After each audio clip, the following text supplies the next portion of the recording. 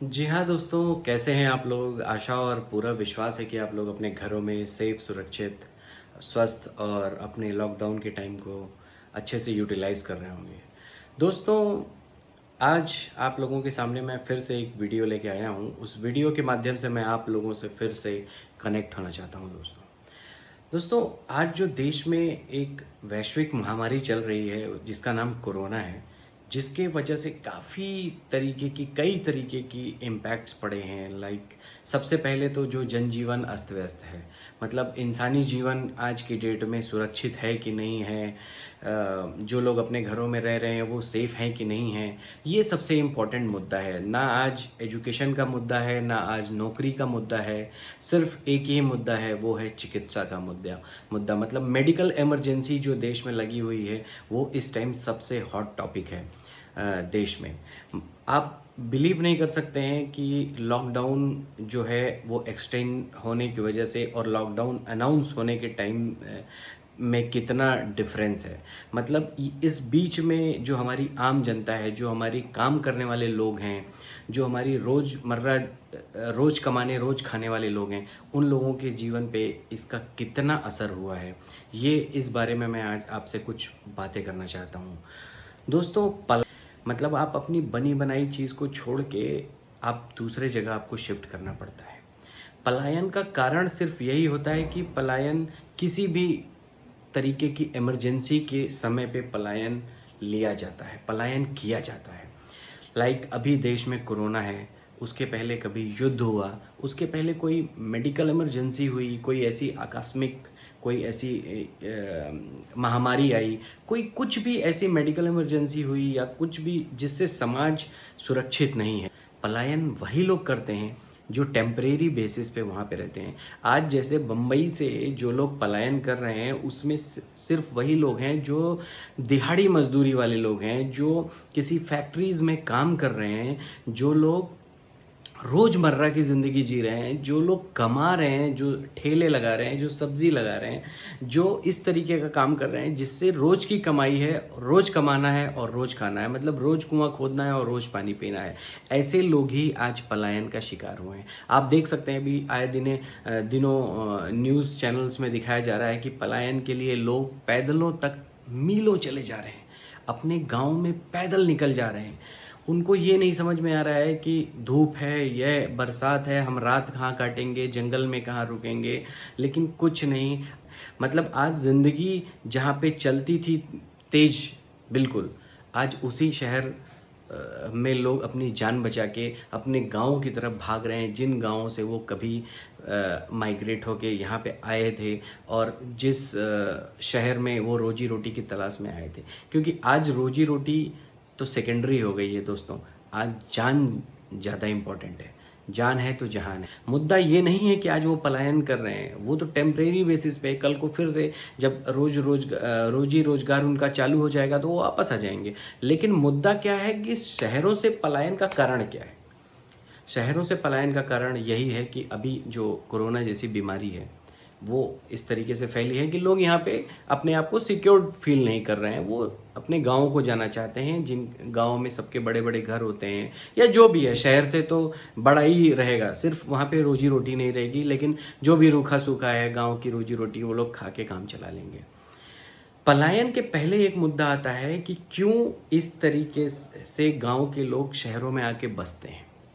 जी हाँ, ये एक इम्पॉर्टेंट पॉइंट है, क्योंकि क्यों गांव की पब्लिक या छोटे शहरों की पब्लिक बड़े शहरों में आके, लाइक मेट्रो सिटीज़ में, दिल्ली, मुंबई, कलकत्ता जैसे शहरों में क्यों लोग आके बसते हैं, ये है इम्पॉर्टेंट टॉपिक। क्योंकि वहाँ पे मूलभूत सुविधाएं जैसे चिकित्सा, जैसे रोजी रोटी, जैसे रोजगार व्यवसाय है, जैसे शिक्षा, ऐसी सुविधाएं वहाँ पे नहीं हैं। गांव में इन सुविधाओं का बहुत ही ज़्यादा अभाव है। यही कारण है कि आज मुंबई, दिल्ली, कलकत्ता, बेंगलोर, जो भी बड़े सिटीज़ हैं, ये ओवर क्राउडेड है। लोग यहाँ खचाखच भरे हुए हैं। मतलब लोग ट्रेनों में भर भर के आते हैं, यहाँ पे अपना रोजी रोटी कमाते हैं और गांव आते जाते रहते हैं। उसी तरीके से अभी यहाँ पे लोग आ रहे हैं और यहाँ से जो लोग आए हुए हैं वो गाँव को जा रहे हैं ड्यू टू कोरोना या कोई भी वैश्विक महामारी। उत्तर पूर्वी राज्य जो हमारे हैं जैसे यूपी, बिहार, उत्तराखंड, झारखंड, बंगाल, उड़ीसा, ये सब राज्यों से ज़्यादातर लोग यहाँ पे कमाने आते हैं। मुंबई जैसे सिटीज़ की मैं अगर बात करूँ, मैं मुंबई से हूँ, तो मुंबई जैसे सिटीज़ में यहाँ इन सब शहरों से लोग आते हैं, गाँवों से आते हैं, इन सब राज्यों से ज़्यादातर लोग आते हैं और यहाँ पे कमा के अपनी दिनचर्या निकालते हैं, अपना ज़िंदगी जीते हैं। गांव का विकास दर कम है। गांव में जो विकास जिस तरीके से चाहिए उस तरीके से नहीं हो रहा है, इसके लिए शहरों पे डिपेंडेंसी ज़्यादा है। गांव में शिक्षा की कमी है, शहरों पर भारी निर्भरता है। मतलब आज गांव में एक लड़का बेरोजगार रहेगा लेकिन वो शहर में आके 10-12 हज़ार की नौकरी कर सकता है और यही सब लोग करने के लिए यहाँ आते हैं, शहरों में कमाने के लिए आते हैं। होप होती है उस तरीके से डिफरेंस नहीं रखना चाहिए। मतलब गांव का इनकम लेवल और शहर का इनकम लेवल इतना डिफरेंस है दोनों के बीच में कि इक्वालिटी नाम की चीज़ ही नहीं है।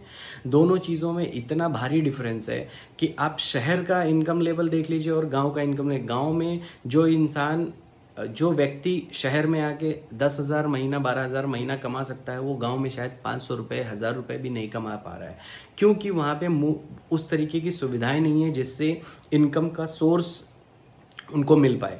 इनकम का सोर्स नहीं है वहाँ पे, उस तरीके की रेगुलर इनकम नहीं है। हो सकता है वहाँ सीजनल इनकम हो सकता है कटाई के टाइम पे उनको मिल जाए पैसा, हो सकता है कुछ शादी के टाइम पे वो गाड़ी चला ले, हो सकता है शादी के टाइम पे कुछ, बट वो रेगुलर इनकम नहीं है। बट बच्चों की फीस, खाने पीने का खर्चा, माँ बाप के दवाइयों का खर्चा या गांव में खेती का खर्चा, जो चीज़ भी है वो तो रेगुलर जाने वाला है, लेकिन शहरों में ये एक रेगुलर इनकम के रूप में है।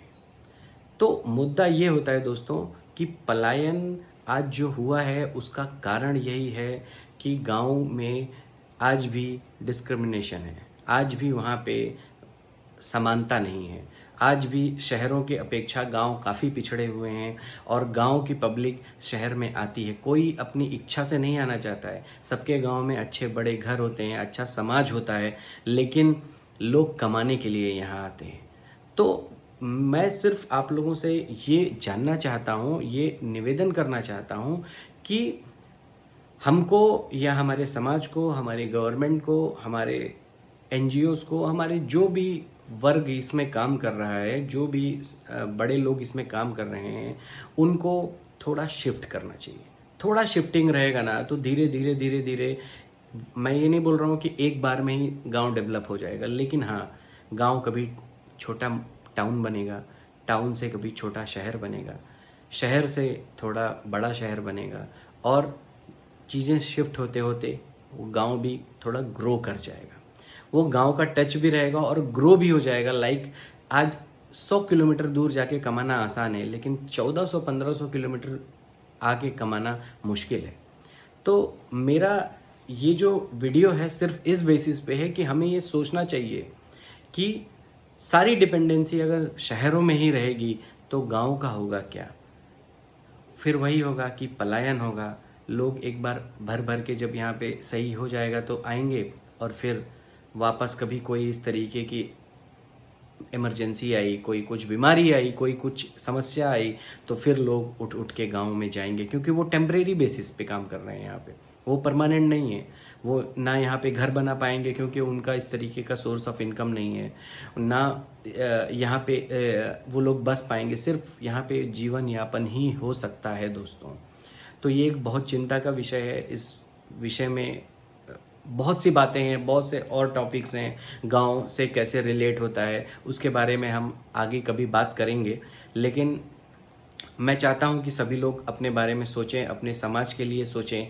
थोड़ा थोड़ा लोग सोचेंगे तो शायद हमारा गांव भी ग्रो कर जाएगा और शहरों की डिपेंडेंसी थोड़ी सी कम हो जाएगी, जिसके वजह से अगर 5% लोग भी गांव की निर्भरता पे अपना जीवन चला सकते हैं तो इससे अच्छी बात कुछ नहीं हो सकता। आशा है मेरा वीडियो आप लोगों को कुछ पसंद आएगा दोस्तों। अगर मेरा वीडियो आप लोगों को पसंद आया तो प्लीज़ पहले कमेंट कीजिएगा, फिर शेयर कीजिएगा, फिर लाइक कीजिएगा और फिर सब्सक्राइब कीजिएगा। तब तक के लिए सुरक्षित रहिए, हेल्दी रहिए अपने घरों में और सरकार के सभी आदेशों का पालन कीजिए। अगले आदेश का पालन मत कीजिए, सभी आदेशों का पालन कीजिए। टिल देन बाय बाय दोस्तों, थैंक यू।